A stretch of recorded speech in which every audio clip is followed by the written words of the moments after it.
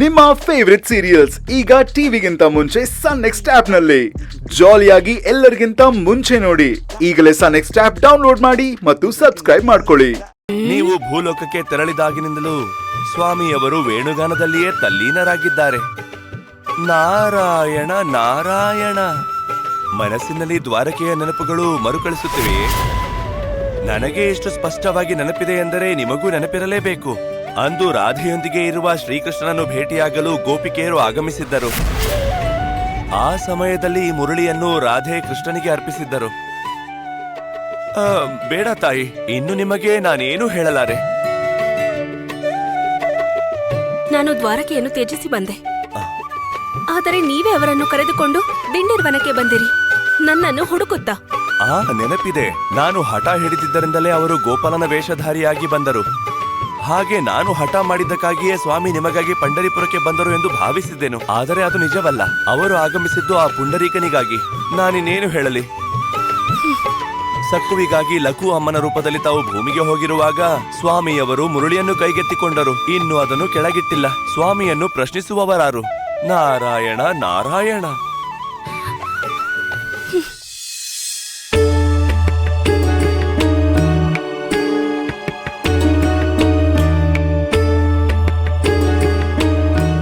ಉಮಾ, ನನ್ ಮಾತು ಕೇಳು.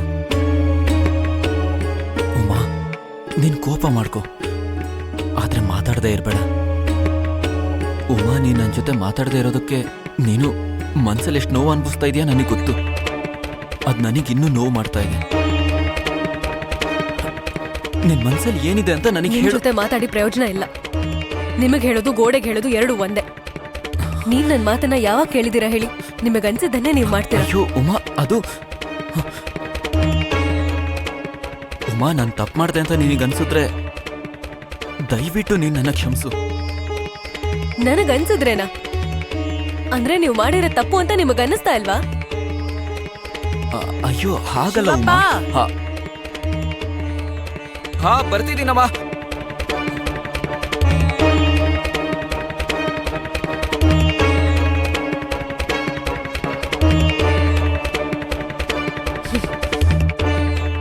ಇವ್ರನ್ನ ಕ್ಷಮಿಸ್ಬೇಕಂತೆ. ಕ್ಷಮಿಸಿದ್ರೆ ದುಡ್ಡು ವಾಪಸ್ ಬರುತ್ತಾ? ಇವರು ಬದ್ಲಾಗೋದಿಲ್ಲ. ಕೀರ್ತನೆಗಳನ್ನ ಹಾಡಿ ಹಾಡಿ ತುಕಾರಾಮ್ ಆಗ್ಬಿಟ್ಟಿದ್ದಾರೆ. ಹಂಚ್ಬಿಡಿ, ಇರೋದನ್ನೆಲ್ಲ ಹಂಚ್ಬಿಡಿ. ಸಾಲ ಮಾತ್ರ ಹಾಗೆ ಇರುತ್ತೆ. ಅದಾದ್ಮೇಲೆ ಮುಂದೆ ಅನುಭವಿಸ್ಬೇಕು.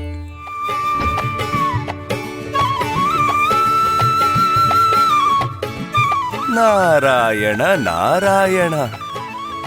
ಸ್ವಾಮಿ, ಈಗಲಾದರೂ ಆ ಮುರುಳಿಯನ್ನು ಪಕ್ಕಕ್ಕಿಡಿ.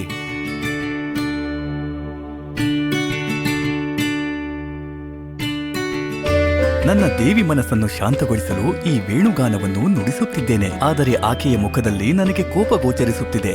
ದೇವಿಗೆ ಇಲ್ಲ ಸಲ್ಲದ ವಿಚಾರಗಳನ್ನು ಹೇಳಿ ಕೋಪಗೊಳಿಸಿದಿರಾ? ಏನು?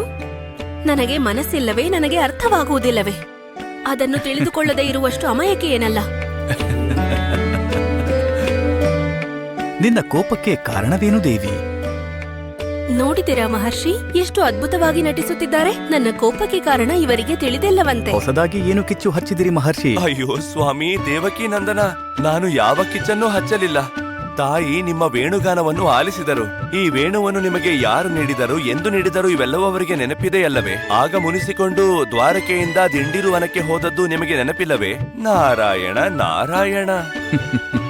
ಕಲಹಪ್ರಿಯ ನಿಮಗೆ ತಕ್ಕ ಹೆಸರು. ಇಲ್ಲೋಡು, 4 ಕವಡೆಗಳು ಅಂದ್ರೆ 1 ಪೈಕ, ಮತ್ತೆ 10 ಕವಡೆಗಳು ಅಂದ್ರೆ 1 ಕಾಕಿಣಿ. ಏನು ರಾಕಿಣಿ? ಹೇಳೋದನ್ನ ಶ್ರದ್ಧೆಯಿಂದ ಕೇಳಿಸ್ಕೊ.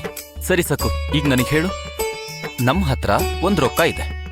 ಅದಕ್ ನಾವು 1.5 ರೊಕ್ಕ ಸೇರಿಸಿದ್ವಿ. ಇವಾಗ ಎಷ್ಟಾಗುತ್ತೆ? 1.5 ಸೇರಿಸಿದ್ರೆ 2.5. ಶಭಾಷ್.